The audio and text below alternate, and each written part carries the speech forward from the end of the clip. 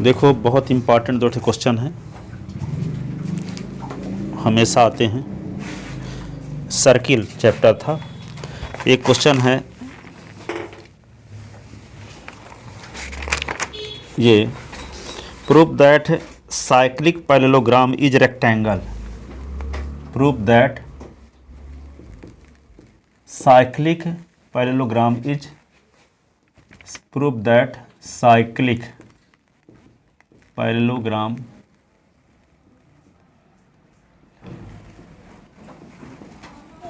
Is rectangle. Rectangle कैसे prove करोगे cyclic parallelogram को रेक्टेंगल? वह क्वाड्रिलेटरल जिसके चारों वर्टेक्स कहाँ कंटेन हो? सर्किल, सरकमफ्रेंस में। ये हो गया मान लो सर्किल। अब इस सर्किल के सरकमफ्रेंस में कंटेन है चारों वर्टेक्स। ये पैरेललोग्राम है, ये रेक्टेंगल होगा, ये प्रूव करना है। रेक्टेंगल जैसे दिख भी रहा है, ठीक है।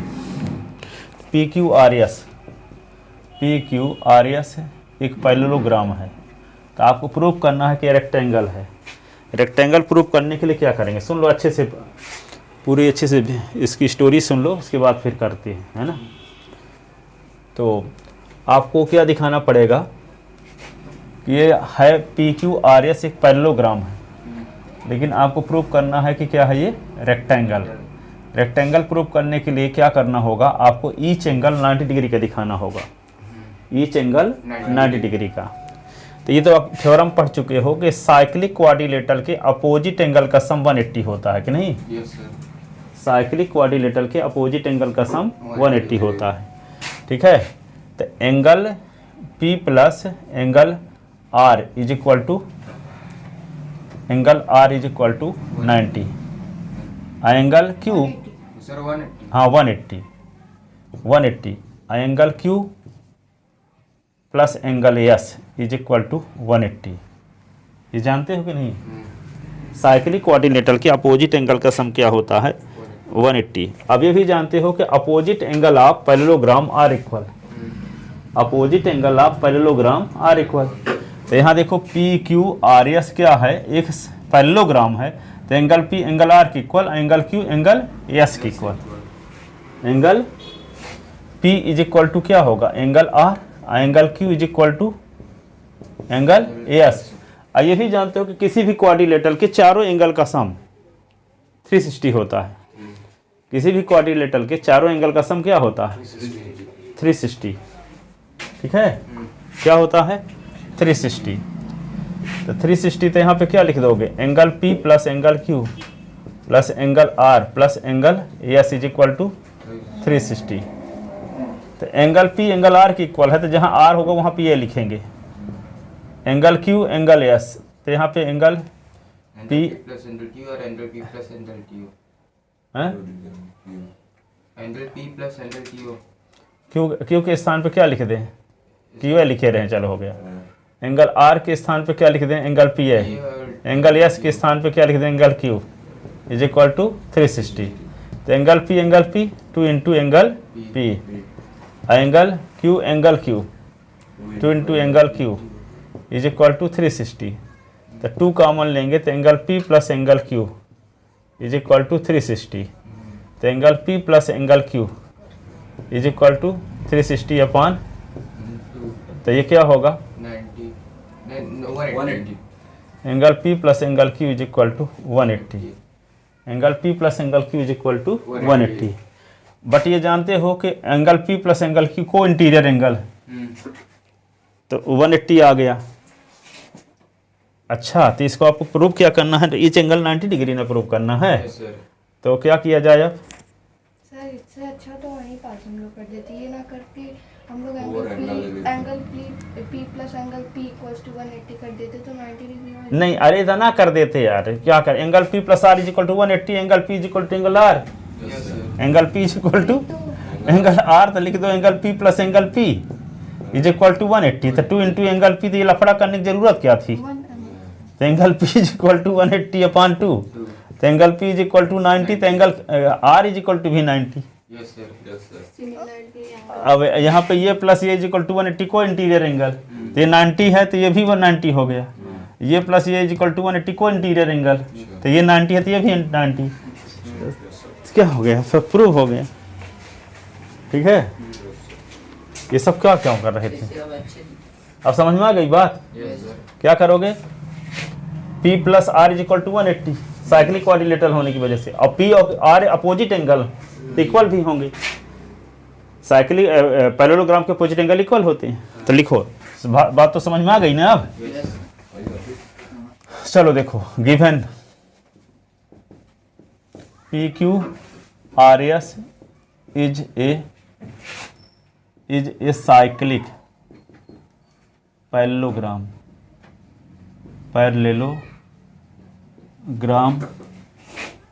इन a circle with centre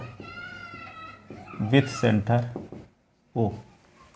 given PQRS is a cyclic parallelogram in a circle with centre O। तो टू प्रूफ, क्या प्रूफ करना है आपको, to proof parallelogram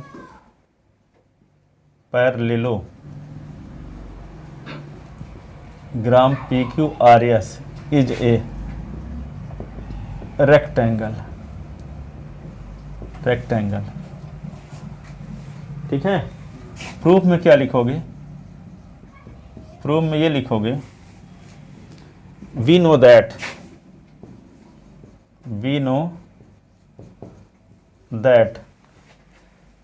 sum of opposite angle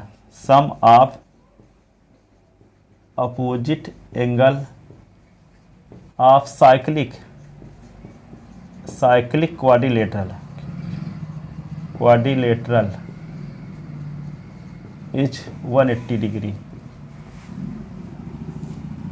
So angle P plus angle R is equal to 180. Angle and angle Q plus angle S is equal to 180. Angle Q plus angle S is equal to 180. But angle P is equal to angle R and angle Q is equal to angle S. Opposite angle of parallelogram are equal. Opposite angle of parallelogram are equal. तो यहाँ पे angle R के स्थान पे P लिख देंगे और angle S के स्थान पे Q लिख देंगे। तो angle P plus angle P is equal to 180 and angle Q plus angle Q is equal to 180। तो 2 into angle P is equal to 180 and 2 into angle Q is equal to 180। तो angle P is equal to 180 upon 2 and angle Q is equal to 180 upon 2, ये होगा 90, काट दोगे तो P R के equal है, तो P 90 डिग्री, तो R भी 90 डिग्री का। ठीक है, तो implies angle P is equal to angle R is equal to 90, angle Q is equal to angle S is equal to 90। Implies angle P plus is equal to angle Q is equal to angle R is equal to angle S is equal to 90। Each angle 90 degree का हो गया। तो क्या होगा, it means parallelogram कौन, ABCD PQRS is a rectangle. क्या हो गया, रेक्टेंगल हो गया। PQRS is a rectangle.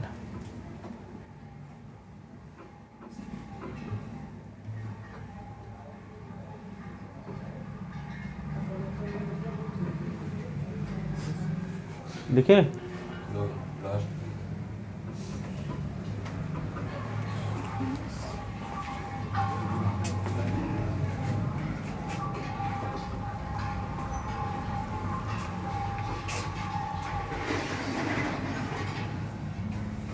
अब एक और इस प्रकार का है, ये बहुत आसान है, हमेशा आता है। Yes, sir. 25-30 साल का पेपर देखोगे तो 30 साल में 25 साल यही आया होगा। एक और क्वेश्चन देखो इसी लेवल का है। प्रूव दैट इफ, ये लिखा है if the non parallel side of, if the non parallel side of A trapezium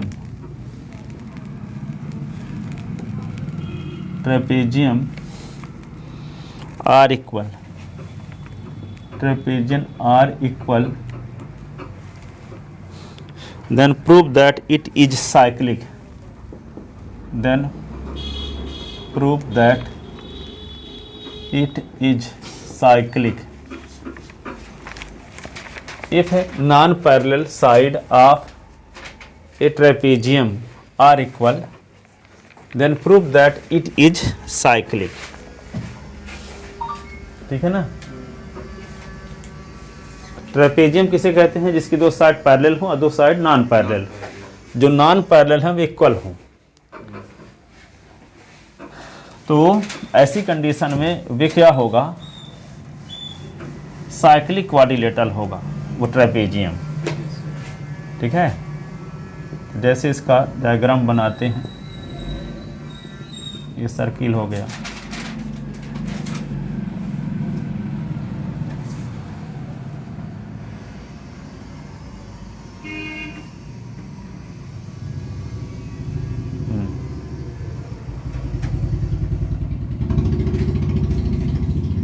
तो ये सर्किल है, तो इस प्रकार का बना देते हैं।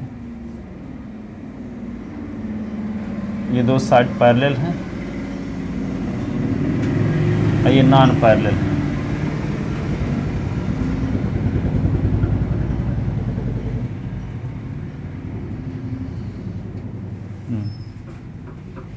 P Q R S, P Q R S एक क्या है? ट्रेपेजियम, जिसकी कौन कौन साइड पैरेलल है?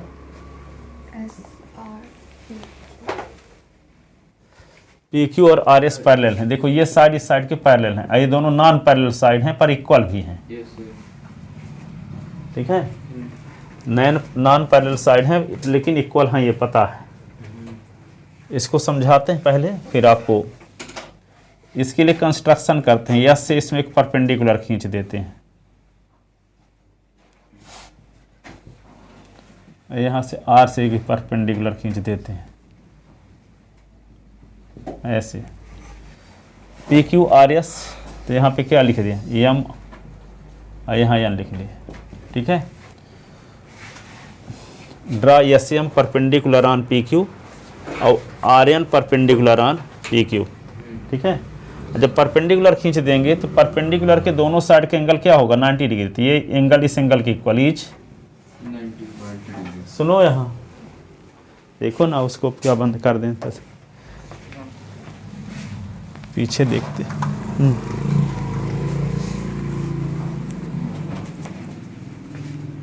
देखो ये एंगल क्या छुपा रहे हो? तो angle M, angle N. Mobile तो नहीं छुपा रहे हो? मोबाइल का छुपाओगे? अब देखो ये एंगल इस एंगल की इक्वल इज 90 डिग्री। ठीक है, अब ये P S is equal to R Q given, Yes, sir. क्या दिया? Sir, ये PS is equal to RQ given है. हाँ, नॉन पैरेलल साइड है। Yes, sir. But ठीक है, और SM is equal to R N, distance between two parallel line are equal. दो पैरेलल लाइन के बीच की डिस्टेंस हमेशा सेम रहती है। जैसे दो पटरियाँ बिछाई गई हैं तो दो बीच किसी स्थान पे दो डिस्टेंस निकालोगे, ठीक है, दो स्थानों पर, तो डिस्टेंस क्या होगी? सेम रहेगी हर एक स्थान पे। ठीक है, यदि पैरेलल है तो। ठीक है, तो यहाँ पे दो पैरेलल लाइन के बीच की डिस्टेंस होने की वजह से SM is equal to R M. तो यहाँ right angle hypotenuse side R H S से दोनों ट्रायंगल क्या हो गए? सर ये ट्रायंगल इस ट्रायंगल के कॉन्ग्रुएंट। तो angle P is equal to angle Q by angle P is equal to angle Q by CPCT। आइए देखो angle 1 is equal to angle 2 by CPCT। Angle 1 is equal to angle 2 by CPCT। Angle 1 में 90 जोड़ दो, angle 1 में 90 जोड़ दो तो इधर भी जोड़ोगे, एंगल 2 में भी 90। तो एंगल 1 में 90 जोड़ देने से ये पूरा एंगल आ गया। तो इसका नाम पड़ गया क्या? Angle S. और इसका नाम क्या पड़ गया? Angle R. ठीक है। तो एंगल P एंगल Q के इक्वल है, angle R angle S angle R के इक्वल है। और किसी भी क्वाड्रिलेटरल के चारों एंगल का सम क्या होता है? 360। Angle P plus angle Q plus angle R plus angle S is equal to 360। ठीक है। तो angle P is equal to angle Q है, तो हम क्या लिखते हैं? Q के स्थान पे PA लिख सकते हैं कि नहीं?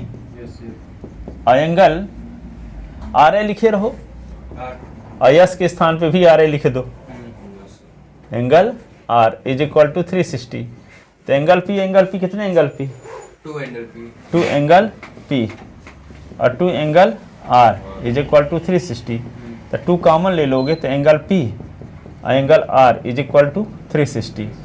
तो angle P plus angle R is equal to 360 upon 2। तो angle P plus angle R is equal to 180।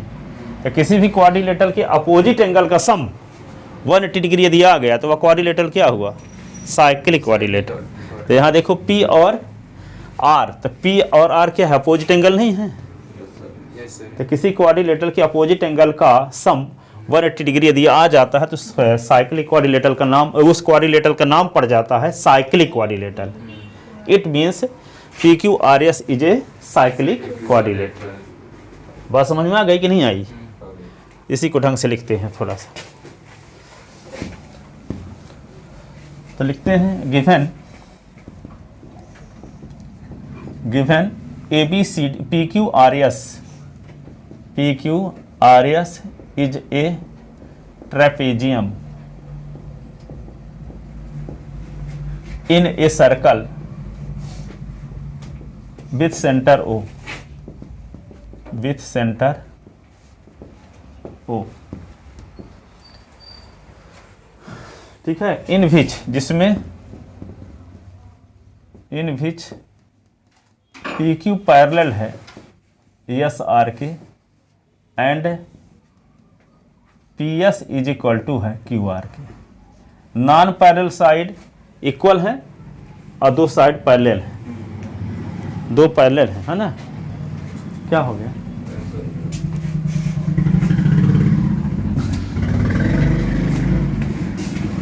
PS is equal to QR, PS is equal to QR है और PQ पैरेलल है SR के। तो आज कोई त्योहार है क्या? बिरसा मुंडा क्या? पंचमी नहीं है यार, दूसरा है क्या? गुरु नानक नहीं, कुछ पंचमी है। रविदास जयंती, जयंती ही है, जयंती है कुछ। रविदास जयंती, रविदास। आज 12 है। कल बताए थे स्कूल में भी आज। हैं? हमारी तो स्कूल बुलाए, फिर क्लासेस सस्पेंड हो गई। हाँ चल देखो। PS is equal to QR, PS is equal to QR दिया। अब हम इसमें कंस्ट्रक्शन क्या है? तब to prove quadrilateral PQRS, trapezium PQRS, trapezium PQRS is a cyclic quadrilateral, cyclic quadrilateral quadrilateral cyclic quadrilateral prove करना। तो क्या करेंगे? Construction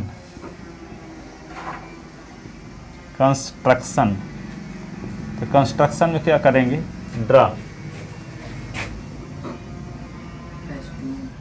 S M perpendicular on P Q, R N perpendicular on P Q. S N और R N दोनों P Q में perpendicular खींचे गए हैं। Yes, sir. ठीक है, प्रूफ में आते हैं। In triangle P M S या S M P, S M P, in triangle S M P and S M P and R N Q, R N Q. ठीक है, तो क्या लिखेंगे? Angle M is equal to angle N each 90 degree. ठीक है, और क्या लिखेंगे? S P is equal to R Q, given दिया ना है, non parallel side equal. Yes, sir. और S M is equal to R N, S M is equal to RN. R N. Reason This distance side, between distance between the two parallel line are equal. Distance between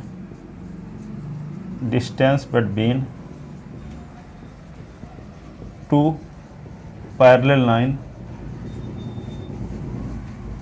are equal. ठीक है, तो यहाँ पे triangle S M P, triangle S M P congruent to triangle R N Q, R N Q.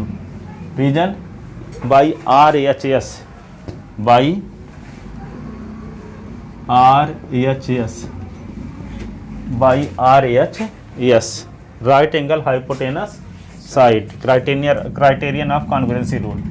दोनों को congruent proof करने से क्या प्रूफ हुआ कि angle P is equal to angle Q by C P C T, angle 1 is equal to angle 2 by C P C T.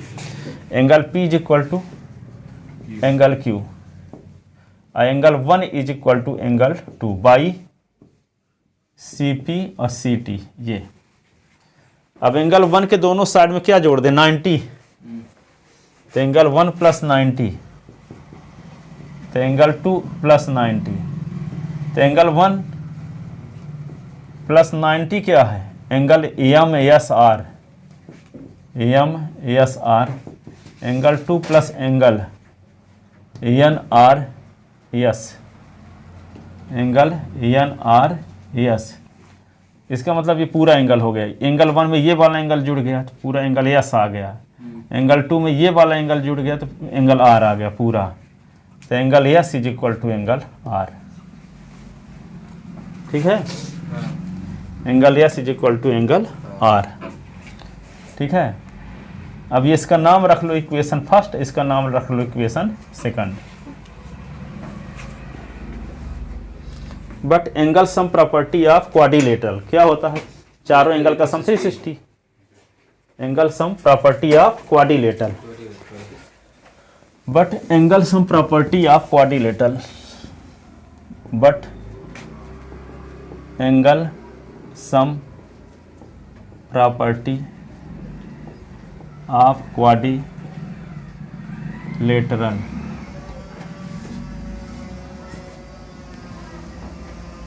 Angle P plus angle Q plus angle R plus angle S is equal to 360। किसी भी quadrilateral के चारों angle का sum 360 degree होता। अब आपको मिल चुका है एंगल P एंगल Q के इक्वल है ना, तो एंगल Q के स्थान पे क्या लिखोगे? P लिख देंगे। तो angle P plus angle P, angle R plus S के स्थान पे एंगल R। रीजन क्या लिखेंगे? From equation first and second, from equation first and second. तो क्या होगा? एंगल P तो 2 angle P 2 angle R is equal to 360। तो 2 कॉमन लेंगे तो क्या होगा? Angle P plus angle R is equal to 360। तो angle P plus angle R तो 360 अपॉन 2। तो angle P plus angle R is equal to 180। ठीक है, तो ये equation from equation third, from equation इसका नाम रख लो फोर्थ, फ्रॉम इक्वेशन थर्ड। तो angle P plus angle R इकट्ठा लिख लो, फिर बाद में angle Q plus angle S लिख दो इज इक्वल टू 360। इसके स्थान पे 180 आ ही चुका है, तो इसके स्थान पे क्या लिख दें 180। Angle Q plus angle S is equal to 360। तो angle Q plus angle S is equal to 360 minus 180। तो क्या होगा angle Q plus angle S is equal to 180। ठीक है, तो from equation 4 and 5th, from equation 4 and 5th quadrilateral trapezium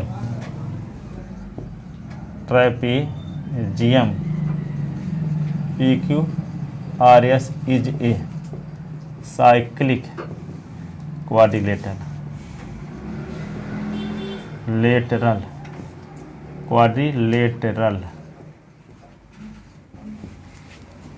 क्योंकि opposite angle का sum क्या रहा 180 डिग्री। तो किसी भी क्वाड्रिलेटरल की अपोजिट एंगल का सम 180 आ जाए तो समझ जाओ कि इसके एक सर्किल चारों वर्टेक्स से खींचा जा सकता है। एक सर्किल चारों वर्टेक्स से होकर के खींचा जा सकता है। लिख ले।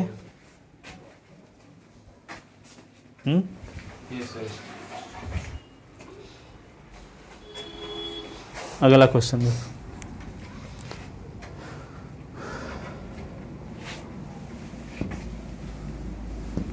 लिख चुके हैं?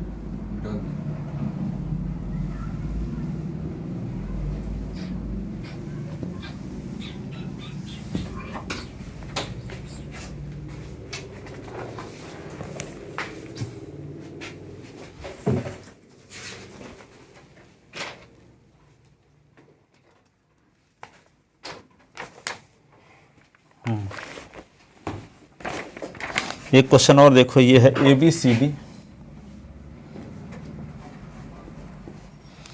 ABCD जो साइक्लिक क्वाड्रिलेटरल, इस प्रकार का डायग्राम बना है।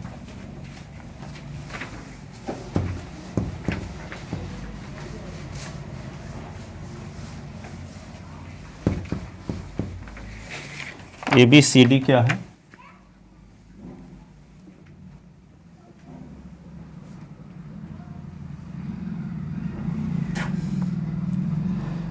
ABCD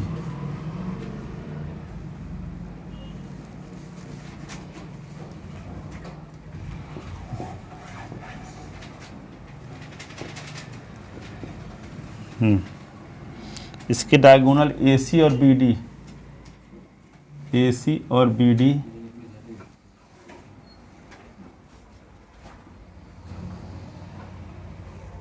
और BD कहाँ पे काटते हैं? E पर काटते हैं।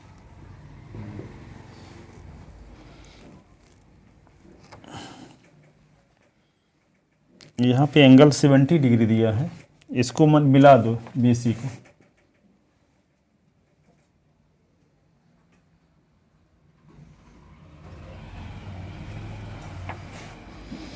तो ये वाला एंगल 70 डिग्री दिया है, ये एंगल 30 डिग्री दिया है। तो आपको निकालना क्या है? यदि AB = BC है तो आपको निकालना है ECD, angle ECD।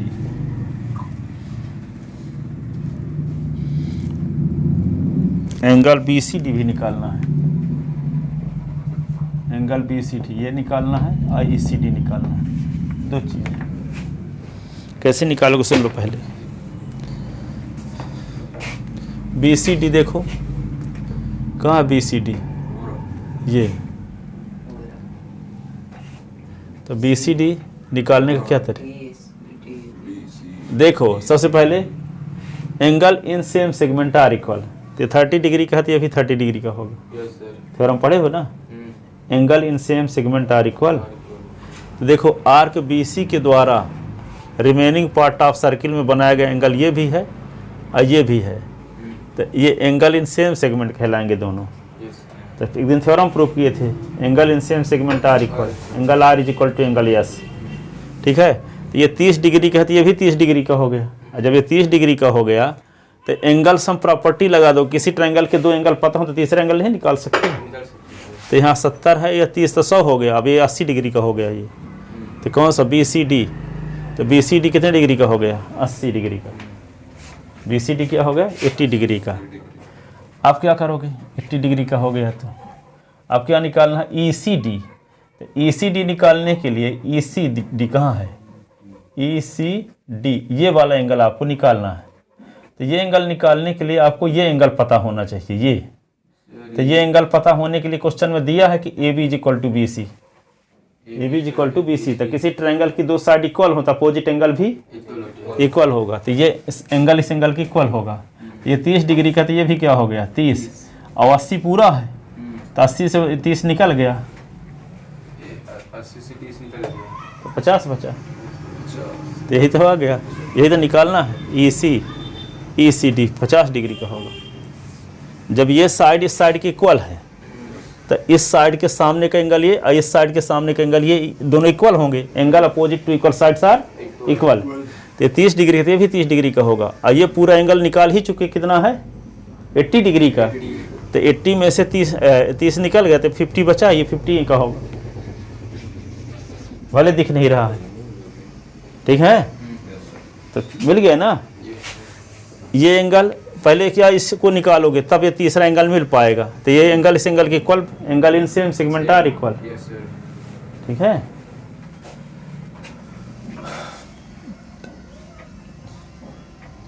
From given diagram,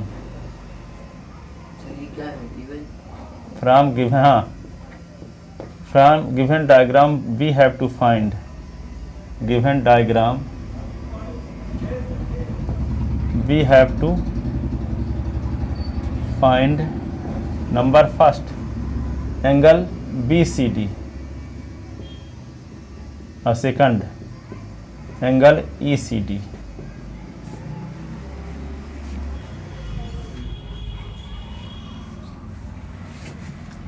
तो angle A is equal to angle 1, angle in same segment are equal. तो क्या लिखे? सोल्यूशन में आ गया ना, प्रूफ में। तो क्या लिखोगे? Angle A is equal to angle 1, angle in same segment are equal, angle in same segment are equal.